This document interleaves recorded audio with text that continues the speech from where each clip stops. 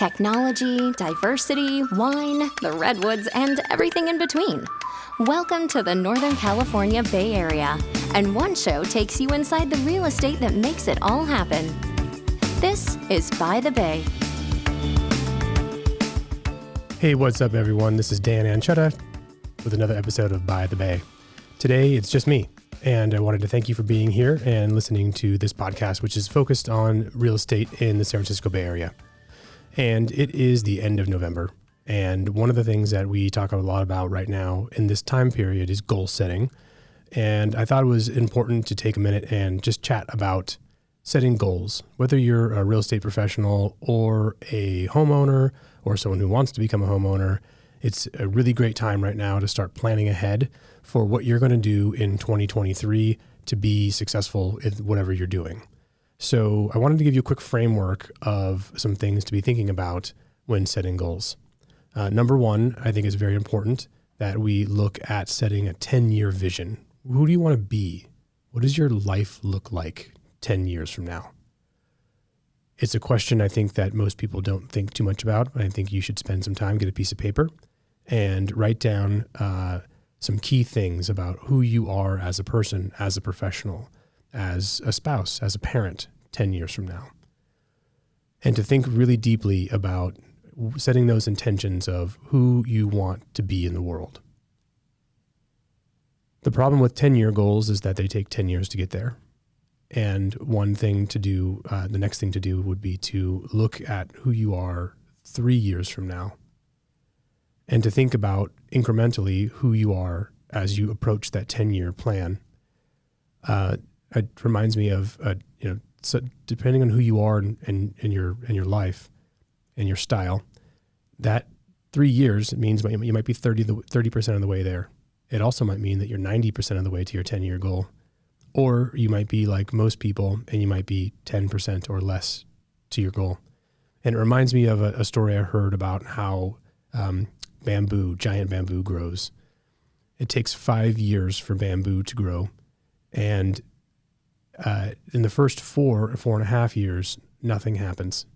You water it and you tend to it and you make sure that the soil is just right. And you keep going and you water and you water and you water and nothing happens. Nothing comes out of the ground. And then one day a little tiny sprout will pop out. And that sprout grows incredibly fast incrementally. But you have to keep watering it for years and years and years and years. And in the last 6 months before maturity, that bamboo will grow 3, 4, 5 feet in a day. So don't be discouraged if your goals don't happen immediately. And that if you're not right on track on a day-to-day basis, thinking if, hey, a 10-year goal, a year in, I should be 10% of the way there, that's not how it works, unfortunately, for most people.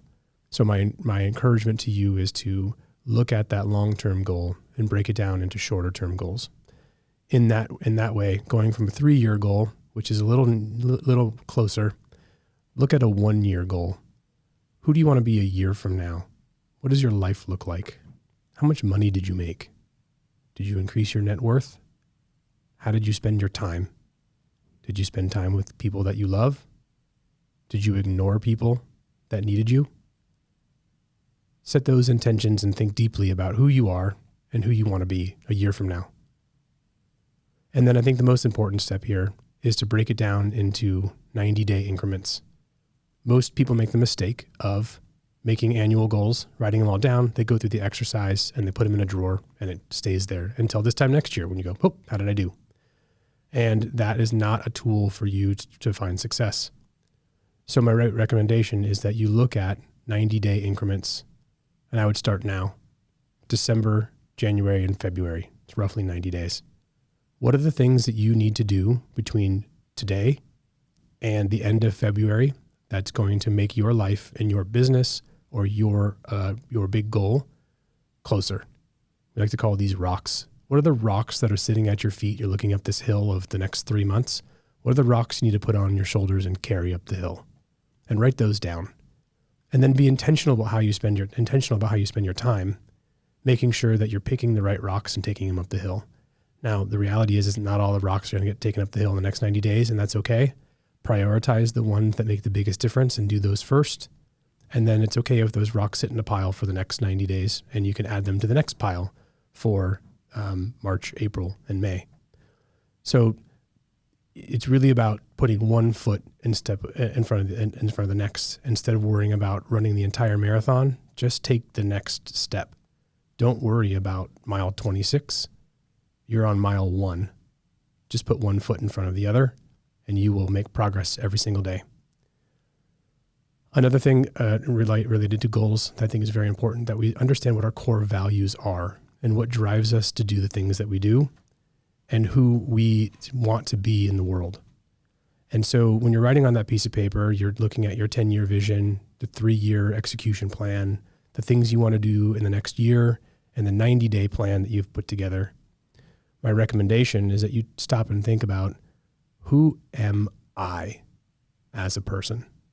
What are my core values that drive me to do the things that I do? What do I believe in? And to make sure that the things that you do on a daily basis are in line with the vision of the way that you see yourself. I think a lot of times we are hard on ourselves, where we don't think we are as great as we are. And I encourage you to write on that piece of paper all the things that you do great, and acknowledge the victories that you've already accomplished, because you are exactly who you are. And then remind yourself as you go through those hard times of lifting those rocks up the hill that you are capable, that you can do it, and that you are in charge, and you could do and be whoever it is that you want to be. So in this end of the year time of reflecting and thinking about goals and thinking about self and thinking about priorities, take a few minutes. Go down and turn off your phone, get a piece of paper, find a quiet place, and be with your thoughts, creating your plans and your intentions for what you're going to do in the next 12 months, and breaking it down into increments that you can digest. It's part of our evolution that our brain works in very specific ways for self-preservation. And it is human nature to become overwhelmed with huge tasks in front of us. So we have to trick our brains to convince ourselves that we can do it.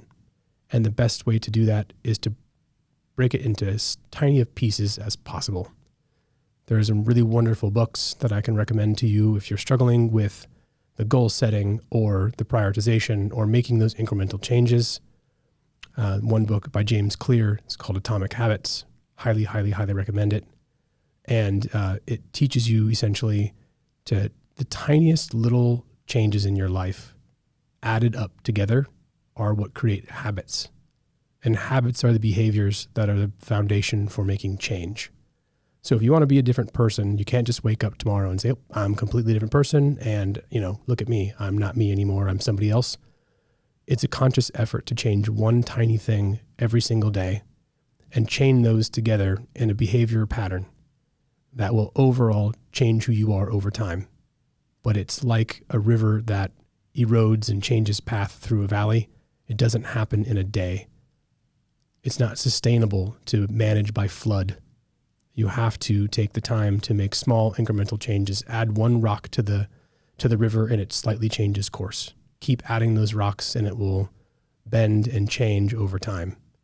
And that is the parable for your life and for your goals and for your business. So in this episode, I just wanted to take a minute to say thank you for listening. I appreciate you being a part of the project and the journey.